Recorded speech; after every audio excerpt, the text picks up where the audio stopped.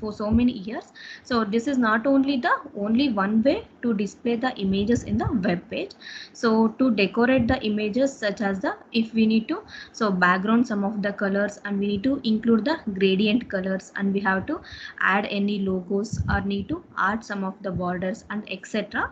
It makes semantic sense to keep such images out of the markup and CSS where they are more rightly belong. So in not only image, it is the only one way to add the images in your web page. So if we need to decorate the images, or need to add the some of the backgrounds, or need to add the logos and the border, we can use the CSS style, we can use the cascading style sheet to do the all these decoratives.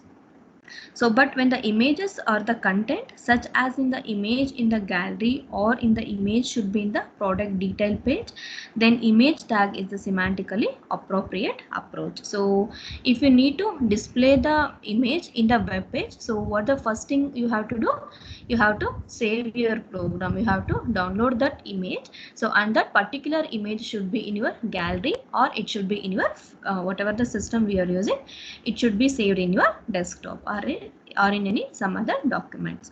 So this is the how we are going to add that image. So take down this, we are going to add that image followed by the, so here I am adding that. So it is a one of the name I am given, that central park.jpg. so it is that source I am giving that it as a URL, whereas the source is equals to name, and this URL it is equals to value. So and again I am given this alternative, alt is equals to central part.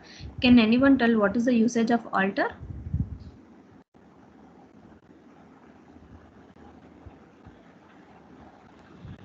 Yes, why we need to use that alter?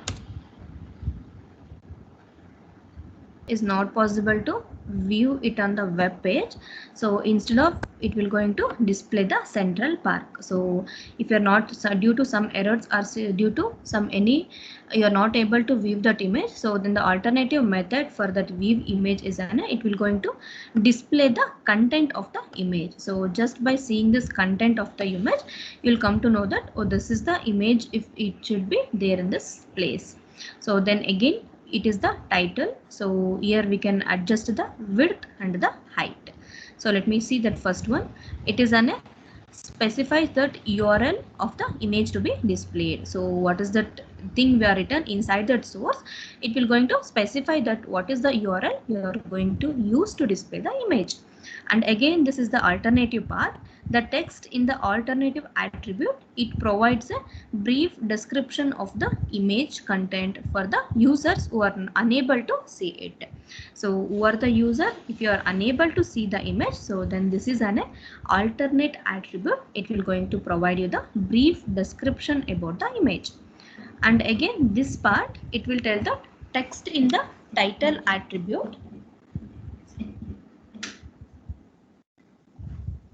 So this is the text in the title attribute will be displayed in the pop-up tool when the user move the mouse over the image. So this is the title which is need to be displayed on the web page. So when it is going to be displayed, so if the user will going to pop up the message to the by using that mouse, then this is the message it will display on the web page. And again this is the width and the height. So why we are using this width and the height? So the particular for this title, that is in a central park, so for this title should be in the width 80 and it should be height in the 40 pixel. So to adjust the width and the height, we are using this content. So next we will move on to the, okay, so before that we will see the character entities. So list I will tell you in the end. So next is the character entities. So what are these character entities? So these are the special characters for the symbol for which there is either no easy way to type them via the keyboard. So why we are using this character entities in this HTML file? So these are some of the special character symbol for which there is either no easy way to type them.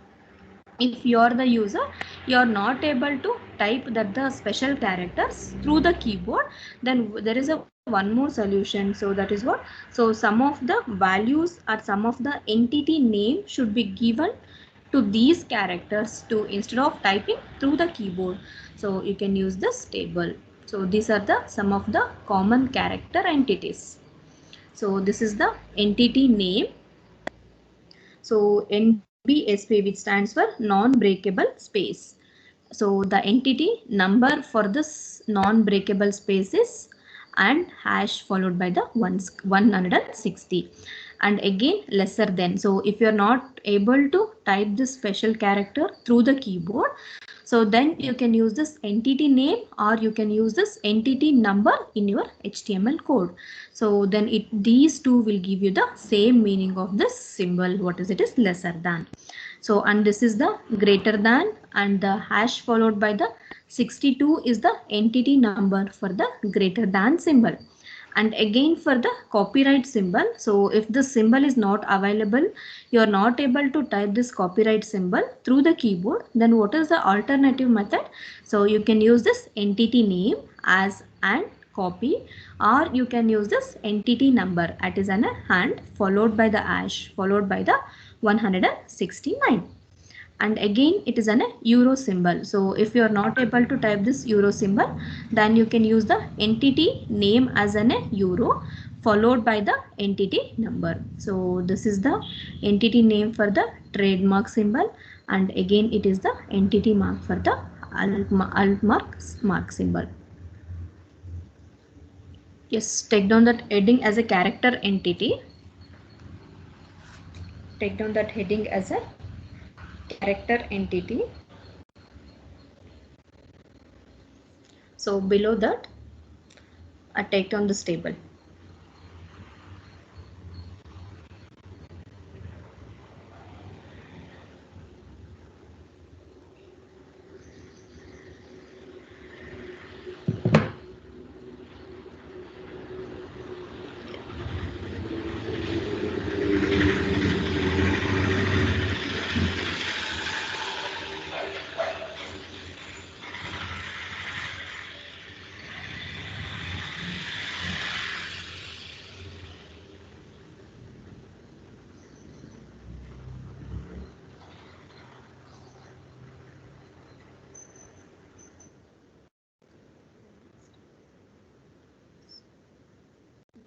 On the list.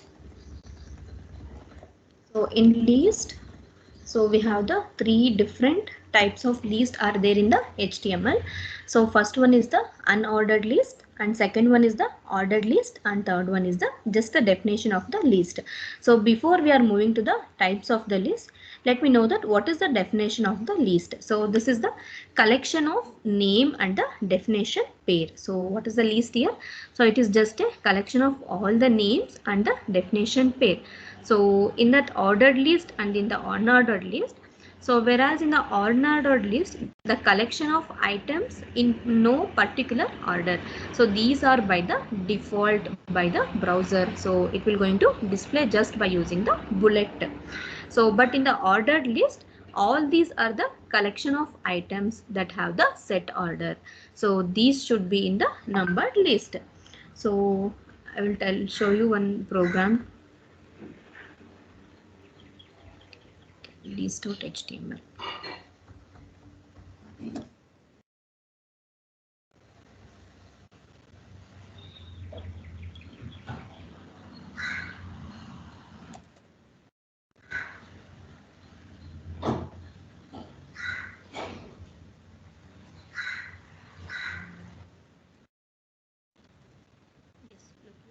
So this is the example for the ordered list, and this is the example for the unordered list. So in this unordered list, so it will going to display these three lists like coffee, tea, milk. These are the list which is one by one, and again this is a ordered list. So again there will be the separate list present in between that ordered list. So in this UL, that is the unordered list, so these data will going to be displayed with a bullet, and in the ordered list, so these data will going to be displayed by the numbering. So I will run that program list.html.